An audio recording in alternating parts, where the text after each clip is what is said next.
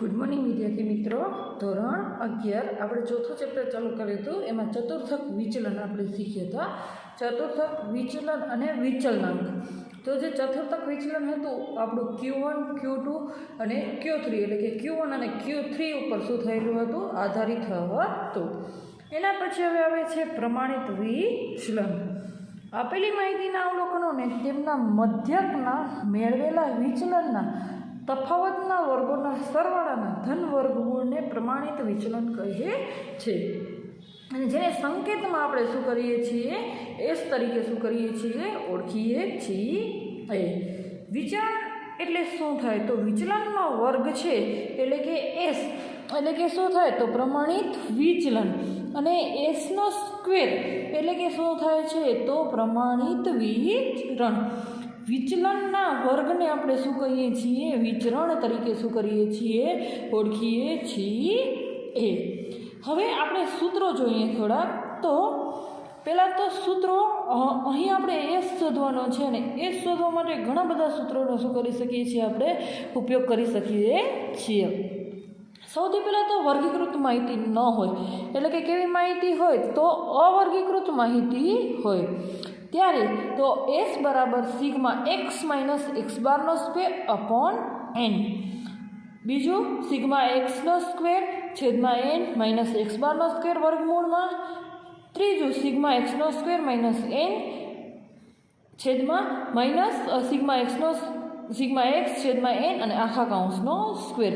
આ બધા સૂત્રો તમે દાખલા ગણશો ત્યારે સરળતાથી શું થઈ જશે તમને જેટલી પ્રેક્ટિસ કરશો એટલા વધારે શું રહેશે યાદ રહેશે।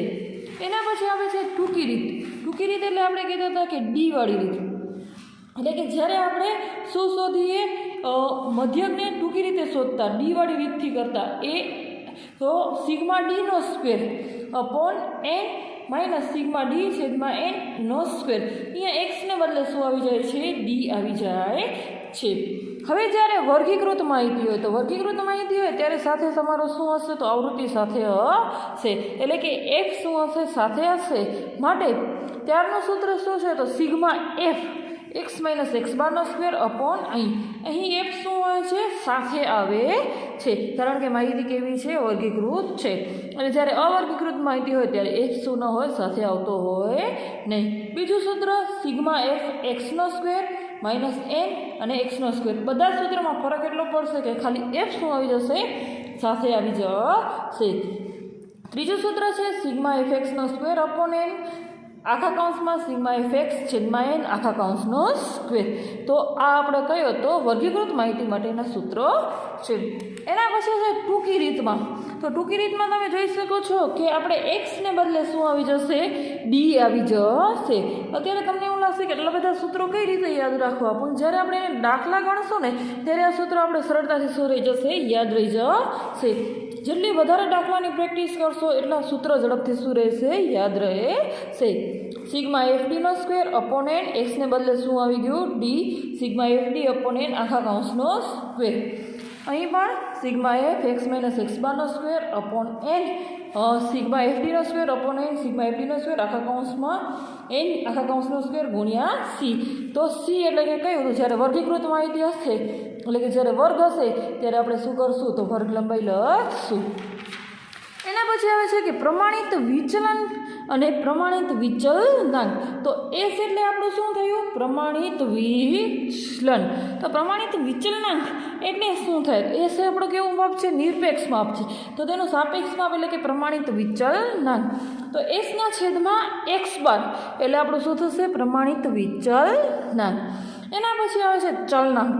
તો એસ છેદમાં એક્સ બાર ગુણ્યા 100 એટલે કે તેનો ગુણોત્તર એટલે કે તેનું ટકાવારી સ્વરૂપ એ આપણો શું કહેવાશે ચલનાંક કહેવાશે। પ્રમાણિત વિચલનાંક ગુણ્યા 100 બરાબર શું થશે તો આપણો એસ થશે। હવે સ્વાધ્યાય 4.4નો એક દાખલો જોઈએ આપણે। તો સ્વાધ્યાય 4.4માં દાખલા નંબર 1 સ્વાધ્યાય 4.4માં દાખલા નંબર 1માં આપણે જોઈએ તો આપણે માહિતી આપી દીધી છે કે 64 63 72 65 68 69 66 અને 69। હવે આપણો શું છે એક્સ એક્સ સિવાય બીજી કોઈ માહિતી આપણે શું નથી કરેલી, આપેલી નથી. તો સૌથી પહેલાં તો આપણે શું લખી નાખ્યો, એક્સ લખી નાખ્યો. આપણું સૂત્ર શું છે, તો પ્રમાણિત વિચલનનું આપણું સૂત્ર શું છે, તો વર્ગમૂળમાં એક્સ માઇનસ એક્સ બારનો સ્ક્વેર અપોન એન. આપણું સૂત્ર છે એક્સ માઇનસ એક્સ બારનો સ્ક્વેર અપોન એન. તો સૌથી પહેલાં તમારે શું શોધવું પડશે, એક્સ બાર શોધવો પડશે. તો એક્સ બાર શોધવા માટે આપણે શું કરતા હોઈએ છીએ, તો આ બધી જ માહિતીનો શું કરીએ, સરવાળો. સરવાળો કેટલો આવ્યો આપણો 603. તો 603 ભાગ્યા કેટલા છે, તો 9. 603 ભાગ્યા 9 એટલે કે આ 67 છે એ મારો શું આવી ગયો, એક્સ બાર આવી ગયો. હવે આપણે એક્સ માઇનસ એક્સ બાર જોઈએ છીએ, તો એક્સમાંથી એક્સ બારને શું કરશું, બાદ.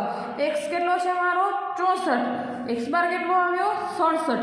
64 માઇનસ 67 બરાબર આપણા કેટલા આવ્યા, -3.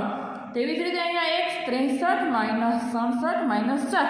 આમ લાઈનમાં કરતા જશું, 72 minus 67, 65 minus 67, 68 minus 67, 69 minus 67, 66 minus 67, 67 minus 67 અને 69 માઇનસ 67. તો આપણે શું મળી જાય છે, એક્સ માઇનસ એક્સ બાર મળી જાય છે. હવે આપણે તમે સૂત્રમાં જુઓ કે મને એક્સ માઇનસ એક્સ બાર ખાલી નથી જોઈતો, મને એનો શું જોઈએ છીએ, સ્ક્વેર જોઈએ છીએ. તો હવે આપણે બીજી કોલમ કરીએ અંદર કે એક્સ માઇનસ એક્સ બારનો સ્ક્વેર. તો અહીં 3 એટલે 3 તેરી 9. હવે આ માઇનસમાં છે, જ્યારે એનો વર્ગ કરીએ છીએ ત્યારે તે કેવો થઈ જાય છે, પ્લસ થઈ જાય છે. માટે 9, 16, 25, 4, 1, 4, 1, 0, 4 એનો સરવાળો મને કેટલો મળી ગયો, 64 મળી ગયો. સાવ સિમ્પલ છે કે જેને આપણે ક્યાં લગાડીએ છીએ, સૂત્રમાં લગાડીએ. તો પ્રમાણિત વિચલન x બરાબર વર્ગમૂળમાં એક્સ માઇનસ એક્સ બારનો square upon N. X minus X bar આપણે શોધ્યું હતું, એનો સ્ક્વેર 64 ભાગ્યા 9 અને આપણે મળે છે 7.11. વર્ગમૂળની નિશાની દબાવતા તમને કેટલું મળે છે, 2.67 ગુણ. એ આપણું શું મળે છે, આપણે પ્રમાણિત વિચલન મળે છે. એના પછીનો બીજો દાખલો છે, જે એક વિસ્તારમાં 5 સર્વિસ સ્ટેશનના કોઈ પણ એક દિવસની સર્વિસ માટે આવેલી કારની સંખ્યા અનુક્રમે 7, 3, 11, 8, 9 છે. તો આ માહિતી પરથી એક દિવસમાં સર્વિસ માટે આવતી કારની સંખ્યાનું પ્રમાણિત વિચલન શોધો. સેમ આ જ વસ્તુ પ્રમાણેનો દાખલો તમને આ શું કરવાનો છે, તો HWમાં શું કરવાનો છે, ગણવાનો છે. એના પછીનો દાખલો આપણે જોઈએ તો દાખલા નંબર 3. અહીં આપણે આ એક્સ આપેલો છે, સાથે શું આપી દીધું છે, એફ પણ આપેલો છે. એટલે કે એક્સ અને એફ બંને કેવા આપેલા છે, એ સાથે આપેલા છે. તો એક્સ અને એફ બંને સાથે આપેલા હોય ત્યારે આપણે શું કરશું, તો ડી વાળી રીતનો ઉપયોગ કરી શકીએ, એફ ડી વાળી રીતનો ઉપયોગ કરી શકીએ અને ખાલી એફ એક્સ વાળી રીતનો પણ શું કરી શકીએ છીએ, ઉપયોગ કરી શકીએ છીએ. અહીં ઘણી બધી રીતના તમે પ્રમાણિત વિચલન શું કરી શકશો, શોધી શકશો. અહીંયા આપણે ડી વાળી રીતનો શું કર્યો છે, ઉપયોગ કર્યો છે. એક્સ છે મારો 5, એફ છે મારો 2. 5, 2, 10, 5. સૌથી પહેલાં તો હું શું કરીશ, તો સૌથી પહેલાં હું મારો એ ધારી લઈશ. હવે એ અહીં મેં કેટલો ધારી લીધો, 20 લઈ લીધો. એ બરાબર કેટલા લીધા, 20. હવે મને સૌથી પહેલાં ડી વાળી રીતનો ઉપયોગ કરું તો મને એક્સની જગ્યાએ ડી જોઈએ, માટે એ એક્સની જગ્યાએ ડી કરવા માટે મને એ એક્સ માઇનસ શું કરવો પડે, એ. એટલે કે આ 5 minus 20, 10 minus 20, 15 minus 20, 20 minus 20, 25 minus 20, 30 minus 20 અને 35 માઇનસ 20. આ બધા જ મેં માઇનસ કર્યા ત્યારે મને શું મળ્યું, -15, -10, -5, 0, 5, 10 અને 15. આ મને શું મળી ગયો, ડી મળી ગયો. હવે હું શું કરીશ, એફ ડી અને એફનો સરવાળો એટલે કે 2 ગુણ્યા 15 એટલે -30. માઇનસ નિશાનીનું ખાસ ધ્યાન રાખજો. -70, -55, 0, 50, 10 ગુણ્યા 5, 4 ગુણ્યા 10 બરાબર 40 અને 15 ગુણ્યા 1 એટલે કેટલા, 15. પ્લસ માઇનસ કરતા ખાસ તમારા કેલ્સીમાં પ્લસ માઇનસ વાળી નિશાની હશે તો 30 દબાવીને, જો તમને ખબર ન પડતી હોય તો 30 દબાવીને આગળ પ્લસ માઇનસ વાળી નિશાની દબાવશો તો -30 થઈ જશે. પછી પ્લસ દબાવવાના, વળી 70 દબાવવાના, વળી માઇનસ પ્લસ વાળી નિશાની દબાવશો તો કેટલા થઈ જશે? -70. એ રીતે પણ તમે સરવાળો કરી શકો અને માઇનસનો પહેલાં પ્લસનો પહેલાં અને જે મોટા હોય એમાંથી માઇનસને બાદ કરીએ તો આપણે -50 શું મળે છે? આપણે આપણો સિગ્મા એફડી મળે છે. એના પછી આવે છે સિગ્મા એફડીનો સ્ક્વેર. તો આ એફડી એનો સ્ક્વેર, હવે મને ખાલી ડીનો સ્ક્વેર જોઈએ છે એટલે ખાસ અહીં આનો વર્ગ ના કરી નાખતા, 30 × 30 નહીં કરી નાખવાના. આ એફડી છે એને ગુણ્યા ડી એટલે કે સિગ્મા એફડી, ખાલી ડીનો વર્ગ ખપે એટલે કે એફડી એકવાર તો આની અંદર છે, એકવાર મેં ડી ઉમેર્યો એટલે 2 વાર થઈ જશે એટલે કે એફડીનો સ્ક્વેર. તો 30 × 15 બરાબર કેટલા થશે? 450. માઇનસ માઇનસ છે એટલે નિશાની કેવી થઈ જશે? પ્લસ. 70 × 10 બરાબર 755 × 5 બરાબર 275.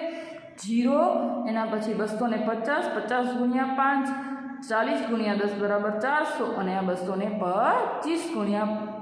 15 બરાબર 225. કોલમ કેટલી બનાવી? તો મેં પહેલાં ડી શોધ્યો, પછી એફડી કર્યો અને એફડીનો સ્ક્વેર. સૂત્ર કયું આવશે? તો સૂત્રમાં સૌથી પહેલાં તો મને x બાર શોધવો પડશે. a + sigma FD upon n. આપણું એ શોધવાનું ટૂંકી રીતનું સૂત્ર છે. એ બરાબર મેં કેટલા ધાર્યા હતા? 20 સિગ્મા એફડી અપોન n. તો એફડી કેટલા આવ્યા મારા? તો અહીં આપણે જોઈ શકીએ છીએ કે સિગ્મા એફડી એનો સરવાળો કેટલો હતો? 50. હવે અહીં પ્લસ નિશાની છે અને સિગ્મા એફડી કેટલો આવે છે? આ -50 આવે છે. માટે અહીં પહેલાં આપણી નિશાની પ્લસ માઇનસ એટલે કે અહીંયા કેવી થઈ જશે? માઇનસ થઈ જશે. કારણ કે આમ સૂત્રમાં શું છે? A plus sigma FD upon n અને અહીં શું આવે છે? પ્લસ માઇનસ એટલે કે નિશાની કેવી થશે? માઇનસ એટલે કે 20 - x બરાબર કેટલા આવે છે? 19 આવે છે.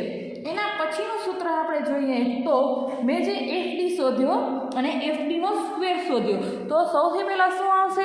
સિગ્મા એફડીનો square upon n, sigma FD upon n અને આખા કૌંસનો સ્ક્વેર વર્ગમૂળમાં.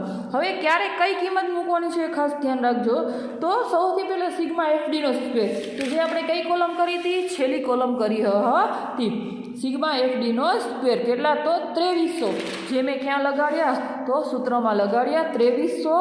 n બરાબર આપણો જે એફ છે એ એનમાં ખાસ ધ્યાન રાખજો. જ્યારે મારો એફ આપેલો હોય ત્યારે મારો n બરાબર શું થશે? તો જે આ n છે એ કેટલા થશે?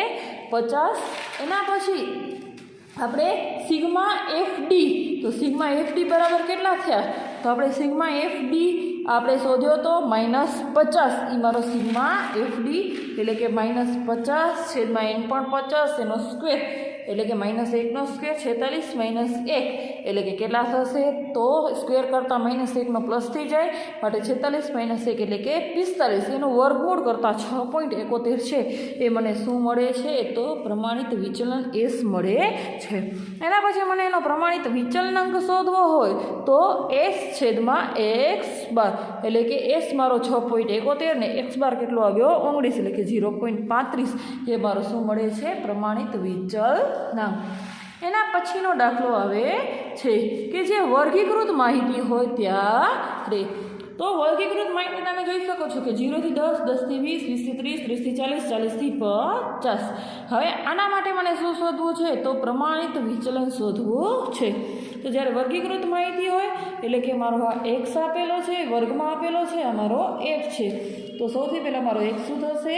તો મધ્ય કિંમત એટલે કે 0, 10 એટલે 5, 15, 25, 35 અને 45 એ મળી ગયું. હવે આપણે x એને d, તો ડીને હું શું ધારું? તો એક્સમાંથી કોઈ પણ વ્યક્તિને શું ધારી લઉં? ડી ધારી લઉં. તો ડી ધારું એને એક્સ માઇનસ એને શું કરું? બાદ કરું. તો મને શું મળી જાય? તો આપણો જે ડી છે એ મળી જશે. એના પછી એફડી અને એફડીનો સ્ક્વેર. તો મધ્ય કિંમત મારી છે 5, 15, 25, 35 અને 45. હવે અહીં આપણે શું કર્યા છે? તો છેદમાં સી પણ કર્યા છે. એટલે કે છેદમાં સી કરીએ તો અહીં મેં મારો એ બરાબર કેટલો ધારી લીધો છે? 25 અને સી બરાબર કેટલા લઈ લીધા છે? 10 લઈ લીધા છે. હવે અહીંયા ખાસ ધ્યાન રાખજો કે એક્સ માઇનસ એ, એક્સ મારો કેટલો છે? 5 માઇનસ એ બરાબર 25/10 એટલે કે 20/10 બરાબર કેટલા થાય છે? તો -2. તમે 10 કરો છેદમાં તો પણ ચાલે છે સી, અને ન કરો તો પણ ચાલે, પણ કરો ત્યારે ખાસ ધ્યાન રાખજો કે જ્યારે એ શોધશો ત્યારે પણ ગુણ્યા સી આવશે, અને જ્યારે પ્રમાણિત વિચલન શોધશો ત્યારે પણ ગુણ્યા સી આવશે. એટલે આ દાખલામાં ખાસ ધ્યાન રાખજો કે રકમ નાની કરવા માટે આપણે છેદમાં સી કરીએ તો ગુણ્યા પણ શું થાય? સી થાય. આવી રીતે 15 - 25/10 એટલે કે -1, 25 - 25/10 એટલે 0, 35 - 25/10 એટલે કે 1, 45 - 25/10 એટલે કે 2. સેમ રીત પ્રમાણે હવે આપણે એફડી કરી લઈએ તો આપણો એફ છે, આપણો ડી છે, માટે 7 × -2 એટલે કે 14, 6 × 1 એટલે કે 6, 15 × 0, 12 × 1 એટલે કે 12, અને 10 × 2 એટલે કે 20. એફડી બરાબર મને મળે છે 12.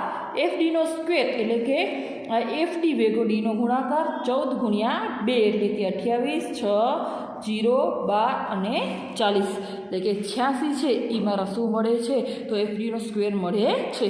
હવે ખાસ અહીંયા મધ્યક તમે શોધવા જઈ રહ્યા છો તો A plus sigma FD upon N.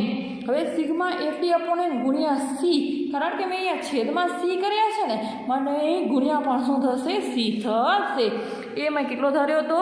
25 plus FD મારા કેટલા આવ્યા?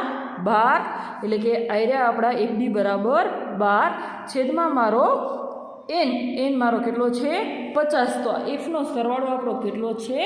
50. માટે મારો એન બરાબર કેટલો થશે? 50.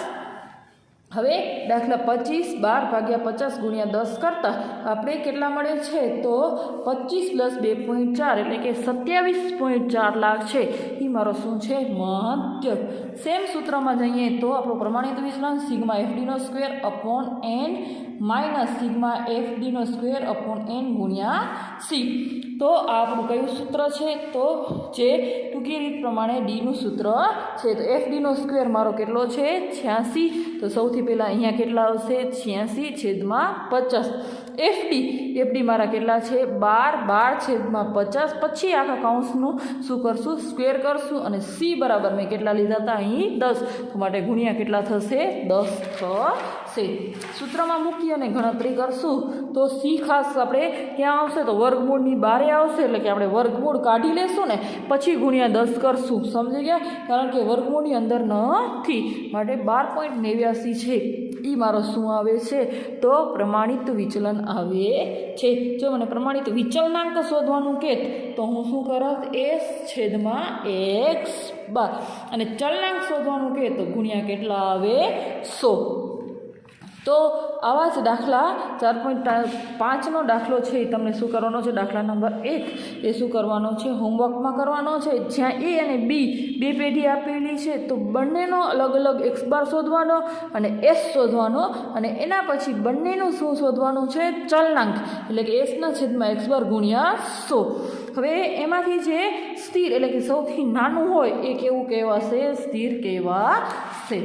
હવે એના પછીનો દાખલો આપણે આગળ જોઈએ કે બે કંપનીના વહીવટી કર્મચારીઓનો દૈનિક પગાર વિશે માહિતી નીચે મુજબ છે. તો આપણે ચલનાંક શોધવાનો છે. અહીં સરેરાશ પગારનો મતલબ શું થાય? x². તો મને કંપની એનો x² આપેલો છે, કંપની બીનો x² આપેલો છે, અને પ્રમાણિત વિચલન એટલે શું થાય? એસ. તો અહીં એસ પણ આપેલું છે. અમુક વાર અમે તમને અહીંયા કને પ્રમાણિત વિચરણ આપી દીધું હોય છે તો અમને એસનો સ્ક્વેર આપી દીધો હોય એમ કહેવાય. માટે તમને વિચલન માટે શું કરવું પડે? તો એનો સ્ક્વેર કાઢી લેવાનો. સમજે? અત્યારે આપણે ખાસ ધ્યાન રાખવાનું કે આપણે વિચલન આપ્યું છે કે અમુક વાર વિચરણ આપેલું હોય એટલે કે એસનો સ્ક્વેર આપેલો હોય તો આપણે એનું વર્ગ કાઢી લેવાનો. હવે અહીં કંપની એ તો x² બરાબર 600 અને s બરાબર 30, અને કંપની બી માટે s બાર બરાબર 2100 અને s બરાબર 84. ચલનાંકનું સૂત્ર છે S/x² ગુણ્યા 100, 30/600 ગુણ્યા 100 બરાબર 5%, અને 2100/84 એટલે કે 84/2100 ગુણ્યા 100 બરાબર 4%. હવે એમાંથી કેનો પગાર સ્થિર છે? વધુ સ્થિર છે એ જાણવું છે તો કંપની એના દૈનિક પગારનો ચલનાંક કેટલો આવ્યો 5%, અને કંપની બીના દૈનિક પગારનો ચલનાંક કેટલો આવ્યો 4%. તો એમ કહી શકાય કે જેનું ઓછું ને એટલું વધુ સ્થિર, એટલે કે કંપની બીનો પગાર છે એ કેવો છે તો વધુ સ્થિર છે. તો આ હતો આપણો ચલનાંક. એના પછી આના જેવા જ દાખલાઓ તમને સ્વાધ્યાય 4ના વિકલ્પોની સાથે લખવાના રહેશે. એના પછી વિભાગ બીના 7-8 દાખલા હોમવર્કમાં, વિભાગ સીનો 6, 8, 9, 10 દાખલો, વિભાગ ડીના ઈ અને એફના એવા સિમિલર દાખલાઓ તમે શું કરવાના રહેશે હોમવર્કમાં કરવાના રહેશે. આ સાથે આ ચેપ્ટર અહીં શું થાય છે પૂરું થાય છે. વચ્ચેનું સરેરાશ વિચલન છે અને વિસ્તાર છે એ બંને તમારા 30%ના અભ્યાસક્રમમાંથી કાઢેલા છે. તો જ્યારે આપણે રૂબરૂ મળશું ત્યારે એની માહિતી આપણે શું કરશું પ્રાપ્ત કરશું. તો અત્યારે જેટલી વધુ પ્રેક્ટિસ કરશો એટલા સૂત્રો તમને શું રહેશે યાદ રહેશે. Thank you.